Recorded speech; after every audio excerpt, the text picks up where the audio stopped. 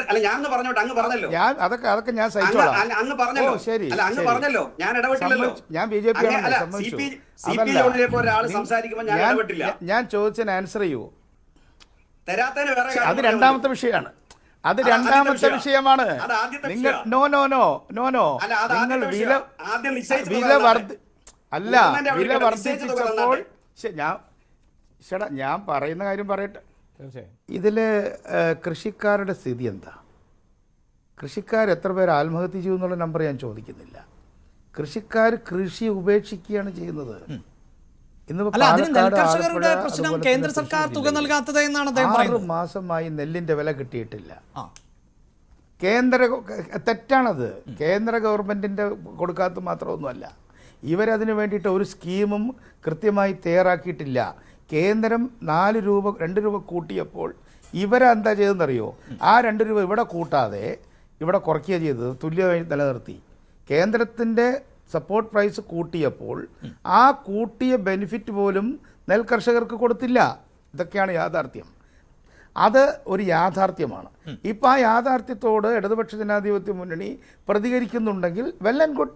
ഞാനതിനെ കളിയാക്കാനും പരിഹസിക്കാനൊന്നുമില്ല. പക്ഷേ ഇതുവരെ അദ്ദേഹം പറഞ്ഞില്ല. എനിക്ക് സമയമില്ലാത്തതുകൊണ്ട് ചോദിക്കുകയാണ്. ഇതിൻ്റെ റിസോഴ്സ് മൊബിലൈസേഷൻ ഇത് 16,000 കോടിയാണ്. നമ്മുടെ പദ്ധതി എന്ന് പറയുന്നത് ഇത്തവണ 32ആണ്. എത്രയോ വർഷങ്ങളായിട്ട് 30-ൽ തന്നെ കെട്ടിക്കിടക്കുകയായിരുന്നു. ഈ 32,000 കോടി വെട്ടിക്കുറയ്ക്കാതെ നിങ്ങൾക്കത് മുന്നോട്ട് പോകാൻ കഴിയില്ല. അപ്പൊ അതോടൊപ്പം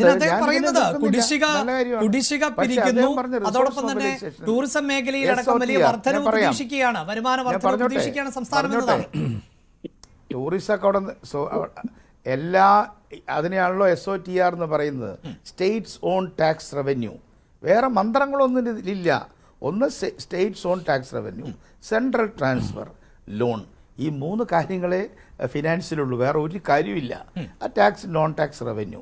അതിൽ നമ്മുടെ ടാക്സ് ബോയൻസി എന്ന് പറയുന്നത് നമ്മുടെ ഇക്കോണമിയുടെ ബോയൻസി ആയിട്ട് തട്ടിച്ചു നോക്കുകയാണെങ്കിൽ പോലും വളരെ കുറവാണ്. ഒരു 25,000 കോടി കുറഞ്ഞ നല്ല കിട്ടേണ്ടത് പിരിച്ചിട്ടില്ല. ഇവിടെ ഒരൊറ്റ ചെക്ക് പോസ്റ്റിൽ ഇപ്പം പരിശോധന, നേരത്തെ GST വന്നപ്പോൾ ഇല്ല. ഇവിടെ ടാക്സ് വെട്ടിക്കുന്നവരുടെ ഒരു സങ്കേതമായിട്ട്, സേഫ് ഹാവൻ ആയിട്ട് മാറിയിരിക്കുകയാണ് കേരളം. അപ്പോൾ അവസാനം ഉറക്കത്തിൽ നിന്ന് ഉണർന്നിട്ട് ചെയ്യുന്നുണ്ടെങ്കിൽ ഞാൻ അതിനെ എതിർക്കല്ല. ഞാൻ നന്നായി എന്നാണ് പറയുന്നത്. ബെറ്റർ ലേറ്റ് ദാൻ നെവർ എന്ന് പറഞ്ഞ പോലെ ഞാൻ അനുകൂലിക്കുന്നു. പക്ഷേ ഇത്രയും 4.5 വർഷം ഉറങ്ങിയ ഒരു ഗവൺമെൻറ് അവസാനത്തെ 6 മാസത്തേക്ക് ഉണരുമ്പോൾ അതിൽ നമുക്ക് അവരെ വിമർശിക്കാതിരിക്കാൻ സാധിക്കില്ല. എനിക്ക് പോകാൻ അനുവദിക്കാമെങ്കിൽ എന്നെ പറഞ്ഞു വിടുന്നതായിരിക്കും. തീർച്ചയായും വളരെ നന്ദി. തീർച്ചയായും താങ്കൾ നേരത്തെ തന്നെ ഈ സമയം പരിമിതിയെ കുറിച്ച് സൂചിപ്പിച്ചതാണ്. വളരെ നന്ദി ശ്രീ CP ജോൺ, ചർച്ചയുടെ ഭാഗമായതിന്. ശ്രീ RV രാജേഷ്, ഇവിടെ ഏറ്റവും ശ്രീ അഭിലാഷേ, അതിലൊരു ചെറിയ പ്രതികരണം നടത്താതിരിക്കുന്നത് അനുചിതമാണ്. അദ്ദേഹത്തെ പോലെ ഒരാൾ ഇങ്ങനെ ഒരു കമന്റ് പറഞ്ഞിട്ട് പോകുമ്പോ അദ്ദേഹത്തിന് പോകാനുള്ള അവസരമുണ്ട്, നടക്കട്ടെ. പക്ഷേ അദ്ദേഹം പറഞ്ഞതിൽ പിന്നെ എനിക്കിവിടെ എനിക്കൊരു സംശയം തോന്നിയത്, BJPയുടെ പ്രതിനിധി ഈ ചർച്ചയിൽ ഉണ്ടാവില്ലയോ? എനിക്കറിയാം അഭിലാഷേ. അതിന് പരിഹാരമായി ശ്രീ CP ജോൺ പെരുമാറുന്നു എനിക്ക് സംശയം. ഒടുവിൽ ശ്രീ P ജോൺ പറഞ്ഞത് എന്താണ്? അതായത് ഇടതുപക്ഷം നല്ലത് ചെയ്യുന്നുവെങ്കിൽ നല്ലതാകട്ടെ എന്ന് അദ്ദേഹം പറഞ്ഞു. അതായിക്കോട്ടെ. പക്ഷേ അദ്ദേഹം പറഞ്ഞത് ഈ കേന്ദ്ര ഗവൺമെന്റ് കൊടുക്കാതിരിക്കുന്ന പ്രശ്നമൊന്നുമില്ലെന്ന് അദ്ദേഹത്തെ പോലെ ഒരാൾ പറയുന്നതിന്റെ യുക്തി എന്താ? അല്ല, പക്ഷെ അദ്ദേഹം പറഞ്ഞത് എന്താണ്? അതായത് കേന്ദ്രം തുക കൂട്ടിയപ്പോൾ അതിന്റെ ആനുകൂല്യം കേന്ദ്രം കൂട്ടിയ പൊള്ളിയിട്ട് കാര്യമില്ല. അല്ല, നിങ്ങൾ BJPക്ക് വേണ്ടി ഇത്രയും കൊടുത്തില്ല. അല്ല, അങ്ങ് BJPക്ക് വേണ്ടി ഇത്രയും സെൻട്രൽ. അല്ല ഞാൻ പറഞ്ഞോട്ടെ, അങ്ങ് പറഞ്ഞല്ലോ. അതൊക്കെ ഞാൻ സഹിച്ചോളാം. അങ്ങ് പറഞ്ഞല്ലോ. അല്ല അങ്ങ് പറഞ്ഞല്ലോ, ഞാൻ ഇടപെട്ടില്ലല്ലോ. ഞാൻ BJP CP ജോണിനെ പോലെ ഒരാൾ സംസാരിക്കുമ്പോൾ ഞാൻ ഇടപെട്ടില്ല. ഞാൻ ചോദിച്ചതിന് ആൻസർ ചെയ്യൂ. അല്ല, ഞാൻ പറയുന്നതിനോട് ആൻസർ ചെയ്തിട്ട് പോയട്ടെ. ഞാൻ പറയുന്നതിന് ആൻസർ ചെയ്ത് പോയട്ടെ. BJPയുടെ ഡെലിഗേറ്റ് പോലും വാദിക്കാത്തത്ര ശക്തമായി സെൻട്രൽ ഗവൺമെന്റ് കൂട്ടിയ പണം ഇവിടെ കൊടുത്തില്ലെന്ന് പറഞ്ഞാൽ, സെൻട്രൽ ഗവൺമെന്റ് പണം തന്നോ സാർ നെല്ലിന് വില കൊടുക്കാൻ? സെൻട്രൽ ഗവൺമെന്റ് ഇവിടെ MSPക്ക് വേണ്ടി അവിടെ വടക്കേ ഇന്ത്യയിൽ നടത്തിക്കൊണ്ടിരിക്കുന്ന സമരം എന്തിനു വേണ്ടിയാ സാർ? കോൺഗ്രസ് ആയാലും ഇടതുപക്ഷമായാലും മറ്റുള്ളവർ നടത്തിക്കൊണ്ടിരിക്കുന്ന സമരം എന്തിനു വേണ്ടിയാ? കർഷകരെ അണിനിരത്തിക്കൊണ്ട് നടക്കുന്ന സമരം. ഇനി കർഷക ആത്മഹത്യ അങ്ങ് സപ്പോർട്ട് ചെയ്യുന്ന മൻമോഹൻ സിംഗിന്റെയും നരസിംഹറാവുവിന്റെയും കാലത്ത് അങ്ങ് എൻറാമിനെ വായിക്കുന്ന ആളാണല്ലോ, അങ്ങ് സായിനാഥിനെ വായിക്കുന്ന ആളാണല്ലോ. അവരൊക്കെ പുറത്തു കൊണ്ടുവന്ന കണക്കെത്രയാ സാർ കോൺഗ്രസിന്റെ കാലത്ത് ആത്മഹത്യ ചെയ്യുന്നത്, അതിനുശേഷം BJP-യുടെ കാലത്ത് ആത്മഹത്യ ചെയ്യുന്നത്? അതിനെ ബന്ധപ്പെടുത്തിക്കൊണ്ടാണോ അങ്ങ് കേരളത്തിലെ ആത്മഹത്യയെ കുറിച്ച് പറയാൻ ശ്രമിക്കുന്നത്? കേരളത്തിലെ കർഷകർ ആത്മഹത്യ ചെയ്യാന്ന്. ഇവിടെ നെല്ലിന്റെ താങ്ങ് വില സെൻട്രൽ ഗവൺമെന്റ് നിശ്ചയിച്ച തുക എന്താ കൊടുക്കാത്തത്? ഏത് സ്കീമിന്റെ കുഴപ്പം കണ്ടാ സ്കീം തയ്യാറാക്കി കൊടുക്കുന്നില്ലെന്ന്? ഇത് സാധാരണ തെരുവിൽ കോൺഗ്രസ്സുകാർ പ്രസംഗിച്ചുകൊണ്ടിരിക്കുന്ന കാര്യമാണ്. BJP-യെ സപ്പോർട്ട് ചെയ്യാനും കേരളത്തിലെ ഗവൺമെന്റ് എഴുത്തി കാണിക്കാനും. അതാണ് സുപ്രീം കോടതി എടുത്തിട്ട് കുടഞ്ഞല്ലോ. ചൂരൽ മലയിലെ ബാങ്കുകളുടെ കുടിശ്ശിക എഴുതി തള്ളുന്നതിന് ഏത് കണക്കിന്റെ അഭാവത്തിലാണ് അത് ചെയ്യാതിരിക്കുന്നത്? അത് കോടതി പറഞ്ഞ വാചകം ഒരു രാഷ്ട്രീയ നേതൃത്വം പോലും പറയാത്ത വാചകമാണ് കോടതി അവർക്കെതിരായിട്ട് ഉപയോഗിച്ചത്. അപ്പൊ അത് സംസ്ഥാന ഗവൺമെന്റ് ചെയ്യുന്ന കാര്യങ്ങളെ കേന്ദ്ര ഗവൺമെന്റ് കൊടുക്കുന്ന പണം കൊടുക്കുന്ന സമീപനമാണ്.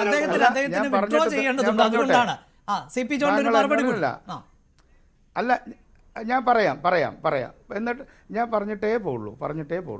താങ്കൾ പിന്നെ നിങ്ങൾ എന്നെ കമ്മ്യൂണിസ്റ്റ് ആക്കി എന്ന് പറഞ്ഞാൽ എല്ലാവരും BJP ആക്കാന്നുള്ള ചുമതല ഏറ്റെടുത്തിട്ടുണ്ടെങ്കിൽ താങ്കൾക്ക് നിർവഹിക്കാവുന്നതാണ്, വിരോധമൊന്നുമില്ല.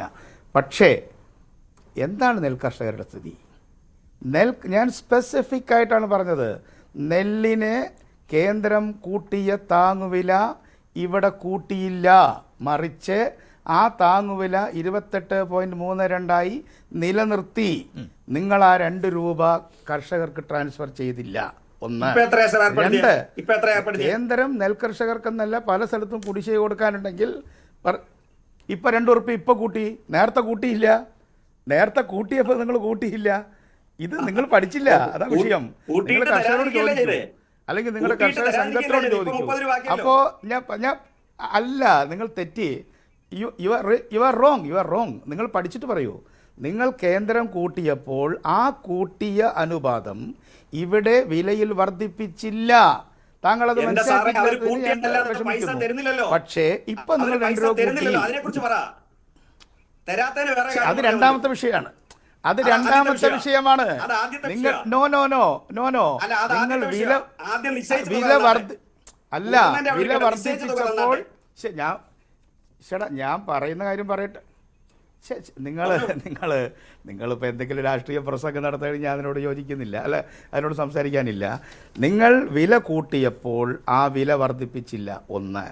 എന്നാൽ ആകെ കേന്ദ്രം നൽകേണ്ട തുകയിൽ കുറവ് വരികയും അല്ലെങ്കിൽ കുടിശ്ശിക വരികയും ചെയ്തിട്ടുണ്ടെങ്കിൽ ആ കുടിശ്ശിക വാങ്ങിച്ചെടുക്കാൻ കേരളം ഒറ്റക്കെട്ടായി നിൽക്കുന്ന കാര്യത്തിൽ ഒരു സംശയവും വേണ്ട.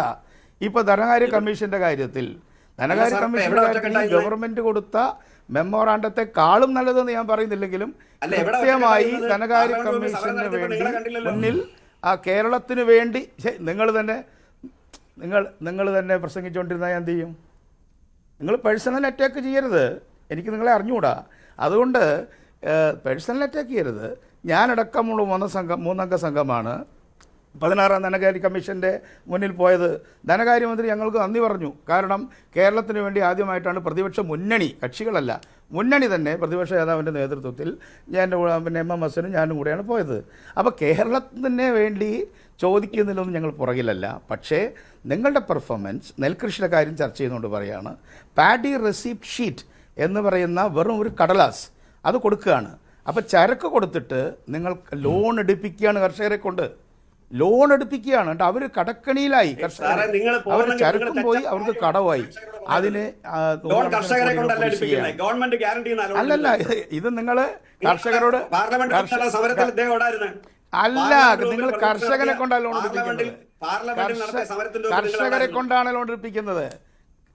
കർഷകരെ കൊണ്ടല്ല, അതിന്റെ ഗ്യാരണ്ടി സർക്കാരാണ്, കേരള സർക്കാരാണ് ഗ്യാരണ്ടി. സൗകര്യമില്ല മറുപടി പറയാൻ. ഇവര് ഈ പറഞ്ഞുകൊണ്ടിരിക്കുന്ന കാര്യങ്ങളിലെല്ലാം സ്ഥിരമായി പറയുന്ന ഒരു കാര്യമാണ് സുരേഷ് ഗോപി ലൈൻ കണക്ക് കൊടുക്കുന്നില്ല. ഈ സാധാരണക്കാരെ കുറച്ചു പേരെ വേണമെങ്കിൽ തെറ്റിദ്ധരിക്കാം, കുറച്ചു നാളത്തേക്ക് തെറ്റിദ്ധരിപ്പിക്കാം. ഈ കണക്കെന്ന് പറഞ്ഞാൽ സെൻട്രൽ ഗവൺമെന്റ് കൊടുക്കുന്ന പണവും കേരളത്തിന്റെ പണം കൂടി ചേരുമ്പോഴാണ് എക്സ്പെൻഡിച്ചർ വരുന്നത്, ചെലവാക്കൽ വരുന്നത്.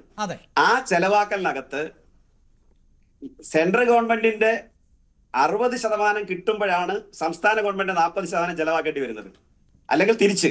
അപ്പോൾ ഈ കണക്കിനെ സംബന്ധിച്ച് ഞാൻ ഒറ്റ വാചകം കൊണ്ട് ആ പ്രശ്നത്തിന് മറുപടി ഉണ്ടാകും. ശ്രീ അഭിലാഷ് ഉൾപ്പെടെയുള്ള മാധ്യമ പ്രവർത്തകർക്ക് ഞാൻ രാഷ്ട്രീയ പ്രതിനിധികളെ മാറ്റി വെക്കുന്നു, അവർ രണ്ടുപേരെയും അവർ അതിന്റെ ഒരു രാഷ്ട്രീയ ഉദ്ദേശം കൂടി പറയുന്നത്. ഈ ചൂരൽമല പ്രശ്നത്തിൽ സുപ്രീം കോടതിയിൽ കേസ് ചെല്ലുമ്പോൾ അവിടെ കേന്ദ്ര ഗവൺമെന്റ് വാദിച്ചത് ചൂരൽമലയിലെ കണക്ക് തരാഞ്ഞിട്ടാണ് ഞങ്ങൾ വായ്പാ കുടിശ്ശിക എഴുതള്ളാത്താണെന്നാണോ പറഞ്ഞത്? അതോ സെൻട്രൽ ഗവൺമെന്റിനോട് ഈ സുപ്രീം കോടതി പറഞ്ഞ എന്താ?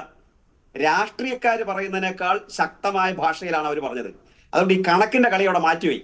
കണക്ക് എന്നുള്ളൊരു വിഷയം central government ministers Suresh Gopi അല്ല, സെൻട്രൽ ഗവൺമെന്റിന്റെ ഉത്തരവാദപ്പെട്ട മന്ത്രാലയോ പ്രധാനമന്ത്രിയോ അതുപോലുള്ള ആളുകളോ ഇന്ന് വരെ അത്തരം ഒരു ആക്ഷേപം ഉന്നയിച്ചിട്ടില്ല. അവരുടെ ഉയർന്ന മന്ത്രാലയങ്ങൾ, ധനമന്ത്രാലയം ഉന്നയിച്ചിട്ടില്ല. രാഷ്ട്രീയ കാര്യം മാത്രമാണ് ഇത്തരം ഒരു വാക്ക് ഉപയോഗിക്കുന്നത്. അല്ലാതെ സാമ്പത്തിക വിഭാഗം അങ്ങനെ ഒരു ആക്ഷേപം കേരളത്തിനെതിരായിട്ട് ഉന്നയിച്ചിട്ടില്ല. നിങ്ങൾ എത്രയല്ല ആക്ഷേപം ഉന്നയിച്ചാലും ഈ കണക്ക് പിണറായി വിജയൻ കൊണ്ടുപോയി കൂട്ടിവെച്ചിട്ടൊന്നുമില്ല. ഓരോ ഡിപ്പാർട്ട്മെന്റും അവർക്ക് അവരുടെ സ്കീമുമായി ബന്ധപ്പെട്ട അക്കാര്യത്തിൽ കൃത്യമായ കണക്ക് കൊടുക്കുന്നു എന്നുള്ള കണക്ക് കൊടുക്കാത്തല്ല. ഇനി ഞാൻ വേറൊരു കാര്യം ചോദിക്കട്ടെ, ഇവിടെ ഈ ഗവൺമെന്റിന്റെ അഴിമതി മറയ്ക്കാനാണെന്നുള്ളത്. ഈ രാജ്യങ്ങളുടെ ഏറ്റവും വലിയ അഴിമതിയായിട്ട് സുപ്രീം കോടതി വിലയിരുത്തിയത് ഏതാണ് അഭിലാഷ്? രാജ്യം കണ്ട ഏറ്റവും വലിയ അഴിമതികളിൽ ഒന്നാണ് ഇലക്ട്രൽ ബോണ്ട്. ആ ഇലക്ട്രൽ ബോണ്ട് അഴിമതി പുറത്തു കൊണ്ടുവന്ന ആരാ? CPIMന്റെ ജനറൽ സെക്രട്ടറി ആയിരുന്ന സീതാറാം യെച്ചൂരി. എന്തുകൊണ്ടാണ് അദ്ദേഹം പുറത്തു കൊണ്ടുവന്നത്? CPM 10 പൈസ വാങ്ങിക്കില്ല. അല്ല പറഞ്ഞിട്ടെ, എനിക്ക് ഒരുപാട് കാര്യങ്ങൾ പറയാനുണ്ട്. CPM 10 പൈസ അങ്ങ് ശരി എന്ന് പറഞ്ഞ് തീർക്കാൻ പറ്റില്ല. CPM 10 പൈസ വാങ്ങിച്ചിട്ടില്ല. CPMന്റെ 9 വർഷ ഭരണകാലത്തിനിടയിൽ ഏത് അഴിമതി കേസാണ് കേരളത്തിലെ കോടതികളിൽ നിങ്ങൾക്ക് തെളിയിക്കാൻ പറ്റിയത്? അതുപോലെ നിങ്ങൾ 25 വർഷമായിട്ട് ഉന്നയിക്കുന്ന എല്ലാ കേസുകളും ഇന്ന് അന്തരീക്ഷത്തിൽ പറന്ന് അത് ഇല്ലാതായി മാറിയുണ്ടായി. എക്സാലോജിക്ക് ആയിക്കൊള്ളട്ടെ, പിന്നെ ലാവലിനായിക്കൊള്ളട്ടെ, കമല ഇന്റർനാഷണൽ ആയിക്കോട്ടെ, ഈന്തപ്പഴത്തിലെ സ്വർണ്ണം ആയിക്കൊള്ളട്ടെ, ഖുറാനിലെ സ്വർണ്ണം ആയിക്കൊള്ളട്ടെ, തുടങ്ങിയിട്ടുള്ള ഗവൺമെന്റിനെതിരായിട്ട് പറഞ്ഞ എല്ലാ കാര്യങ്ങളും വെള്ളത്തിൽ വരച്ചതുപോലെയായി. ഒന്നുപോലും നിങ്ങൾക്ക് സമൂഹത്തെ ബോധ്യപ്പെടുത്താൻ കഴിഞ്ഞിട്ടില്ല. ഇനി കോൺഗ്രസിന്റെ പ്രതിയിലേക്ക് വന്നാൽ അദ്ദേഹം എന്തിനാണ് ഇങ്ങനെ BJPയുടെ ഗവൺമെന്റിന് വേണ്ടി വക്കാലത്തെടുക്കുന്നത്? സർ, ഞങ്ങളുടെ പ്രകടന പത്രിക പറഞ്ഞത് നിങ്ങളെ ഞാൻ വെല്ലുവിളിക്കാവുന്ന വാക്കൊന്നും ഞാൻ ചർച്ചയിൽ പറയുന്നില്ല. നിങ്ങൾ CPIMന്റെ ഇടതുപക്ഷത്തിന്റെ പ്രകടന പത്രികയുടെ വരികളുടൊന്ന് വായിച്ചു കേൾപ്പിക്കണം. ഡെയിലി വേജസിലെ ജോലിക്കാർക്കാണ് നമ്മൾ 700 രൂപ പ്രഖ്യാപിച്ചത്. അത് 700 രൂപ കൊടുത്തിട്ടുമുണ്ട്. ആശ ഡെയിലി വേജസ് അല്ല. ആശ എന്ന് പറയുന്നത് കേന്ദ്ര ഗവൺമെന്റ് പദ്ധതിയാണ്, സ്കീമാണ്. ആ സ്കീം ഡെയിലി വേജസ് വരുന്നതല്ല, അത് സോഷ്യൽ സർവീസ് ആണ്. ആ സോഷ്യൽ സർവീസിന് നമ്മൾ കൊടുക്കുന്ന സംസ്ഥാന ഗവൺമെന്റ് കൊടുക്കുന്നത് ഇതുവരെ കൊടുത്തുകൊണ്ടിരുന്ന ഒരു സഹായധനമാണ്. സെൻട്രൽ ഗവൺമെന്റ് അതിൽ തുക വർദ്ധിപ്പിക്കാൻ തയ്യാറായിട്ടില്ല. നിങ്ങൾ പറയുന്നത് ഈ ആശയുടെ സമരം വന്നത് മുതൽ നിങ്ങൾ പറയുകയാണ് 700 രൂപ കൊടുക്കാവുന്ന. അത് SUCക്കാർ നടത്ത പ്രചരണമാണ്. 700 രൂപ കൊടുക്കാവുന്ന ഇടതുപക്ഷ മുന്നണിക്ക് പറയാനേ പറ്റില്ല. കാരണം എന്തുകൊണ്ടെന്ന് വെച്ച് കഴിഞ്ഞാൽ അത് ഡെയിലി വേജസിന്റെ പരിധിയിൽ വന്നാൽ ആശ മാത്രമല്ല, ആശയെ ഡെയിലി വേജസ് ആക്കിയാൽ അത് ആരെ ഡെയിലി വേജസ് ആക്കി പ്രഖ്യാപിക്കേണ്ടത്? കേന്ദ്ര ഗവൺമെന്റ്. കോൺഗ്രസിന്റെ പ്രതി തൊട്ടടുത്തിരിക്കുന്ന നമ്മുടെ പാനലുള്ള BJP സുഹൃത്തിനോട് പറയുക അത് കേന്ദ്ര സ്കീം പ്രഖ്യാപിക്കാൻ പറയുക, അല്ലാതെ സംസ്ഥാന ഗവൺമെന്റ് മേലെ അടിച്ചേൽപ്പിക്കരുത്. ഇനി ഒരു കാര്യം കൂടി അതിനകത്ത്, ഇന്ത്യ രാജ്യത്ത് കോൺഗ്രസ് ഭരിക്കുന്ന ഏത് സ്റ്റേറ്റിലാണ് ആശാ വർക്കർക്ക് കേരളത്തിലേക്കാൾ വലിയ തുക കൊടുക്കുന്നതെന്ന് പറഞ്ഞാൽ ആ പ്രശ്നം പരിഹരിക്കാം. രണ്ടാമത് കിഫ്ബിയുടെ കാര്യത്തിൽ രമേശ് ചെന്നിത്തലയുടെ മണ്ഡലം നോക്കിയാൽ മതി സാർ. പരവൂരിൽ പോയിട്ട് VD സതീശന്റെ മണ്ഡലം നോക്കിയാൽ മതി. ഇപ്പൊ ഗവൺമെന്റ് കൊടുത്തിട്ടുള്ള ആനുകൂല്യങ്ങൾ ഓരോ മണ്ഡലത്തിലേക്കും 96,000 കോടി രൂപയുടെ വികസന പ്രവർത്തനങ്ങളാണ് കിഫ്ബി വഴി നടപ്പിലാക്കിയിട്ടുള്ളത്. 937 സർ 937 സ്കൂൾ കെട്ടിടങ്ങൾ ഉദ്ഘാടനം ചെയ്ത ഈ 9 വർഷക്കാലം കൊണ്ട് ഉദ്ഘാടനം ചെയ്ത ലോകത്തിലെ ഏക വിദ്യാഭ്യാസ മന്ത്രിയുടെ പേരാ ശിവൻകുട്ടിയും മുഖ്യമന്ത്രിയുടെ പേരാ പിണറായി വിജയൻ. 937 സ്കൂൾ കെട്ടിടങ്ങൾക്ക് കല്ലിടുകയല്ല ചെയ്തത്, ഉദ്ഘാടനം ചെയ്ത. കേരളത്തിലെ സർക്കാർ ആശുപത്രികളിലൊക്കെ പശ്ചാത്തല സൗകര്യം വർദ്ധിച്ചത് ആളുകൾ വ്യക്തിപരമായിട്ട് വീട് വെക്കുന്നത് പോലല്ല. കിഫ്ബി പണം ഉപയോഗിച്ച് കേരളത്തിൽ 10, 12, 15 നിലകളുള്ള കെട്ടിടങ്ങൾ ഉണ്ടാക്കി കൊടുത്ത് പശ്ചാത്തല സൗകര്യം വർദ്ധിപ്പിച്ചത് ഈ കിഫ്ബിയുടെ പണം ഉപയോഗിച്ചിട്ടാ. അല്ലാതെ വെറുതെ ഉട്ടോപ്യൻ സിദ്ധാന്തം പ്രകടന പത്രിക പറഞ്ഞതല്ല. നിങ്ങൾ പ്രകടന പത്രിക നടപ്പിലാക്കിയാൽ മര്യാദകേടെന്ന് പറയും, BJP പറയും പ്രകടന പത്രിക നടപ്പിലാക്കാനുള്ളതല്ല, അത് പറയാനുള്ളതാണെന്ന് കൃത്യമായി പറഞ്ഞവരാ നിങ്ങൾ. ഇനി നമ്മുടെ വേറൊരു കാര്യം കൂടി നിങ്ങൾ മനസ്സിലാക്കേണ്ടത്, കേരളത്തിന്റെ നേട്ടങ്ങളാണ് പലതും BJPയുടെ പൈസ അനുവദിക്കാത്തതിന്റെ ഒരു കാരണം. അവർ പറയുന്നത് നിങ്ങൾക്ക് ഇന്ത്യയിലെ ആദ്യത്തെ 12 PH സെന്റർ കേരളത്തിനാ. PH സെന്ററിന് പണമില്ല. അദ്ദേഹം ഇവിടെ പറഞ്ഞത് മരുന്ന് കൊടുക്കുന്നതും ആശുപത്രി മെച്ചപ്പെട്ടത് കേന്ദ്ര ഗവൺമെന്റ് സഹായമാണെന്ന്. സർ, UPയിൽ 1000 കുഞ്ഞുങ്ങൾ ജനിച്ചാൽ 40 കുട്ടികൾ മരണത്തിന് കിടക്കുന്നു. കേരളത്തിൽ 1000 കുഞ്ഞുങ്ങൾ ജനിച്ചാൽ 4 കുട്ടികൾ മരണത്തിൽ കിടക്കുന്നു. ഇതെന്താ ഈ UP-ക്ക് സഹായിക്കാത്ത, എന്താ ബീഹാറിന് സഹായിക്കാത്ത? കേരളത്തെക്കാൾ കൂടുതൽ പൈസ നിങ്ങൾ കൊടുത്തിട്ടും എന്താണ് അവിടെ ആരോഗ്യരംഗത്ത് മെച്ചപ്പെടലുണ്ടാകാതെ? ഇന്ത്യ രാജ്യത്തെ 23 കാര്യങ്ങളിൽ 1-ാം സ്ഥാനത്ത് കേരളം എത്താനുള്ള കാരണം കേരളത്തിലെ ഗവൺമെന്റ് എടുക്കുന്ന ജനോപകാരപ്രദമായ നിലപാടും ആണ്. ഇനി കടം വാങ്ങിച്ചാൽ നിങ്ങൾ കൊടുക്കുന്നതെന്ന് പറഞ്ഞു. സാർ, കടം വാങ്ങിക്കുന്നതിന് കേന്ദ്ര ഗവൺമെന്റ് അനുമതി വേണം, BJP ഗവൺമെന്റ് അനുമതി വേണം. നിങ്ങൾ അനുമതി തരുന്നില്ല. ഞങ്ങൾ നിയമപരമായി കടമെടുക്കാനുള്ള അവകാശം കോടതി പോയിട്ടാണ് ഉറപ്പാക്കുന്നത്. NHM കേന്ദ്ര ഗവൺമെന്റ് സ്കീമാ, ശമ്പളം കിട്ടുന്നില്ല. ഞാനൊരു ജനപ്രതിനിധി കൂടിയാണ്. NHM-ന്റെ ശമ്പളം കിട്ടുന്നില്ല, SSKയുടെ ഫണ്ട് കിട്ടുന്നില്ല. ഇതെല്ലാം തരാതിരുന്നുകൊണ്ടാണ് നിങ്ങൾ ഈ സമീപനം എടുക്കുന്നത്. അല്ലാതെ കേന്ദ്ര ഗവൺമെന്റ് സഹായിച്ചത് കൊണ്ടല്ല നമ്മുടെ നാട്ടിൽ മരുന്ന് വാങ്ങിക്കുന്നതെന്നുള്ള യാഥാർത്ഥ്യബോധം നിങ്ങൾ ഉൾക്കൊള്ളണം.